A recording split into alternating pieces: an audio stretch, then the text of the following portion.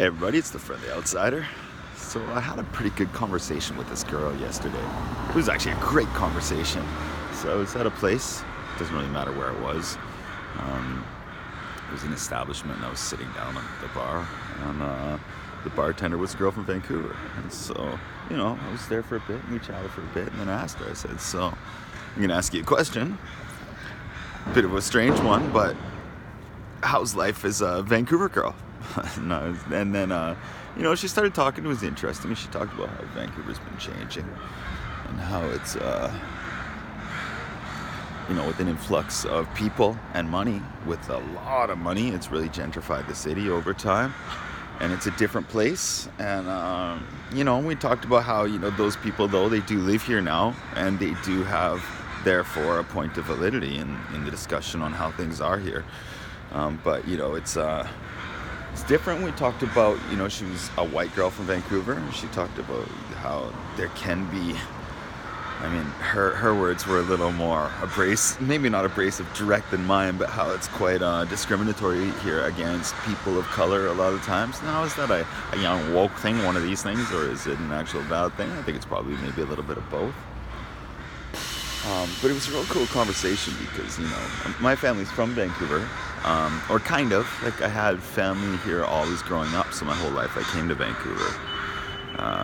Even as, right from when I was young, my grandmother and grandpa lived in North Vancouver, and so even though I've been away for 20 years, but this is my roots. I've never actually lived in Vancouver City. I'm from a city called Kamloops, which is a few hundred kilometers from here, but this is the place I definitely have spent a significant portion of my life. And also, in the 20 years I've been away, when I come back to Canada, this is always the port of entry, and I have friends here from my hometown, and I have family here still. My cousin lives in this city. Damn, something stirred up the crows there. So this is a place to me that I associate with home, because I'd always be like, I'm going home, and then I get to Vancouver, and it's like a pretty cool city. It's a little sketchy. I don't know. There's a lot of people sleeping within a short little range of me and not inside.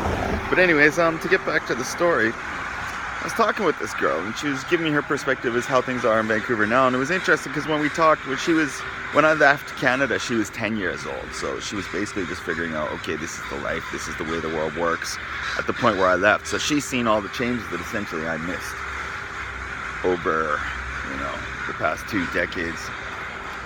So we got to talking, and then we got to more current political events, and Justin Trudeau, our leader, and I said something, I was pretty happy about them having legalized the marijuana, as it were, simply because when I was younger, I thought that was a really important thing. I think it's, I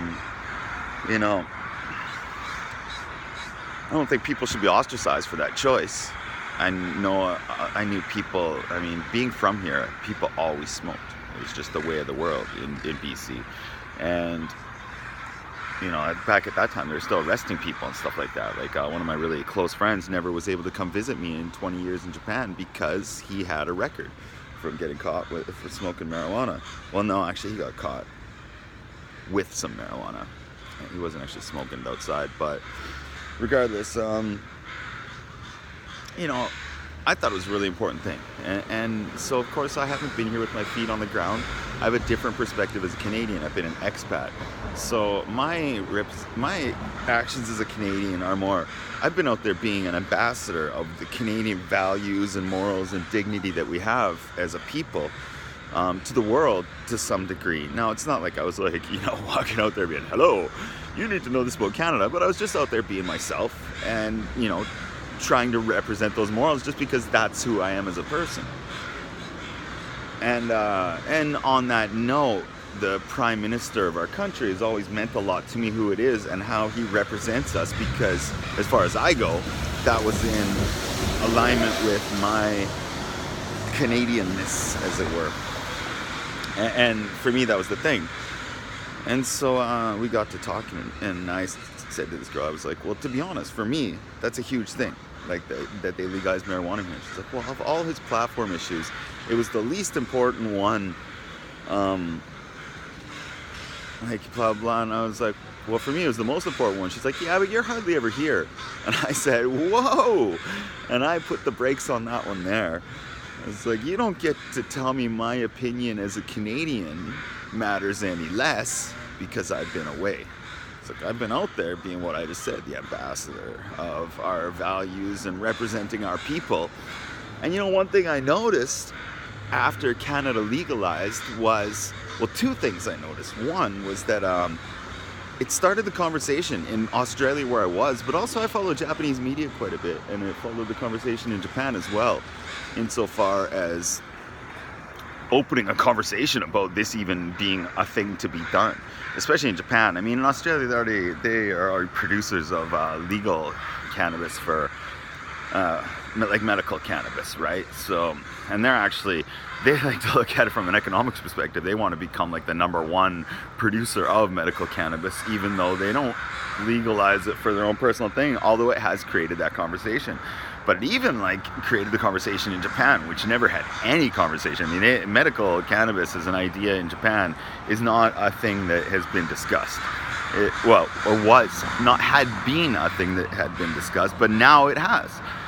And so, as a person who's been representing my country, and one of the Canadian values I think always has been, as a Canadian, at least for me, but I think it's pretty common across our people to some degree, is having this set of values and showing that we are,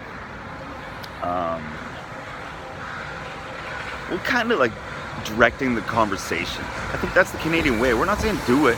We're saying look at what we're doing. And look, our society didn't fall apart. We're still here. It's all good.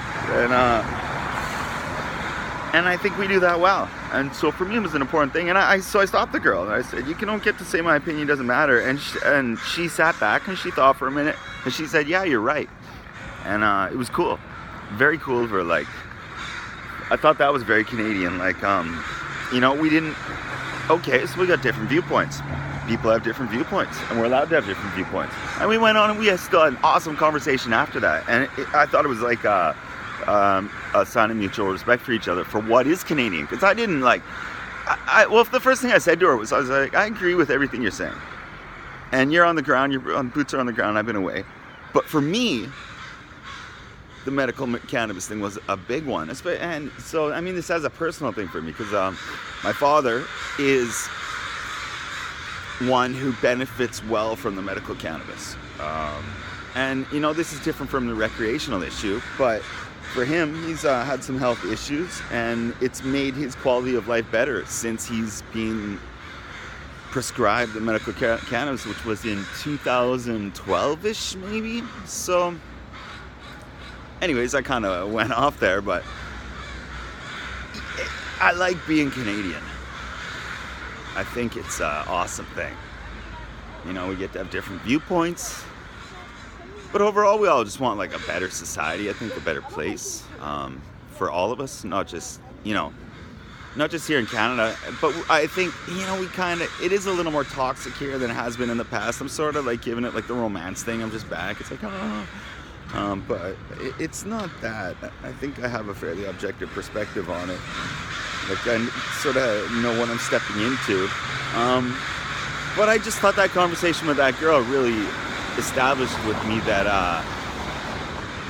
re-established with me that we are different as a society, Canadians. Like, we have a uniqueness, a distinction about us that, from other, of course, the obvious comparison, the Americans, but not just them, like other European societies and the Australians, we have similarities with a lot of them, but I think there is a certain uniqueness about Canadians. Like, we feel strongly about our positions, and we'll discuss them, but then we'll say, but you have the right to yours too. So, I like that.